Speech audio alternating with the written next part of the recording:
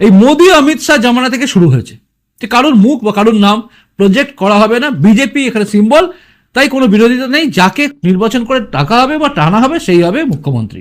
আপনি মহারাষ্ট্র দেখুন, সেখানে একই অবস্থা, যদিও জোট তবুও সেখানে এক।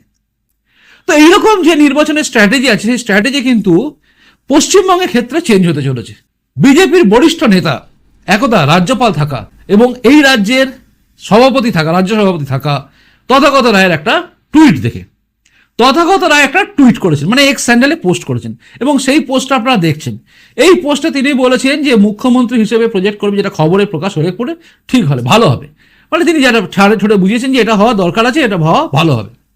এবার প্রশ্ন হচ্ছে, খবরের কাগজে কোথাও একটা কাটিংস আমরা দেখতে পাচ্ছি, এবং এই কাটিংসে কিন্তু পরিষ্কার করা লেখা আছে যে মুখ্যমন্ত্রী হিসেবে প্রজেক্ট করে নামবে এই রাজ্যে শুভেন্দু অধিকারীকে। এবার হয়ে যাচ্ছে একটা বিরাট প্রশ্ন যে এটা কি বিজেপি করবে, কারণ এটা ফেক নিউজ হতে পারে।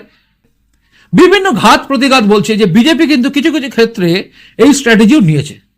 উত্তরপ্রদেশ, যেটা যোগী আদিত্যনাথ, যেটা খবরেও বলেছে যে যোগী আদিত্যনাথের যে রাজ্য মানে উত্তরপ্রদেশে কাকে মুখ্যমন্ত্রী করা হবে এটা কিন্তু প্রজেক্টেড ছিল। একদম বলি প্রথমটা নয়, কিন্তু তারপরে দেখুন আপনি একদম যোগীকেই করা হয়েছিল প্রজেক্টে পরবর্তী মুখ্যমন্ত্রী। আসাম যদি দেখেন, হিমন্ত বিশ্ব শর্মা নামটা কিন্তু সেভাবেই ভাসিয়ে দেওয়া হয়েছিল, আমরা সবাই জানতাম যে তাকেই মোটামুটি করা হবে। অর্থাৎ প্রজেক্টেড মুখ্যমন্ত্রী যে একদম হচ্ছে না বা হয়নি এটাও নয়, বিজেপি কিন্তু সেটাও করেছে। তাই বিজেপি যে করতে পারে না এটা নয়। আর বঙ্গ রাজনীতি যদি কেন্দ্র বিজেপি যদি বুঝে যায় তাহলে কিন্তু খুব ভালো, কারণ কেন্দ্র বিজেপির বোঝা উচিত বঙ্গ রাজনীতিতে আমরা সবাই কিন্তু মুখকে দেখি,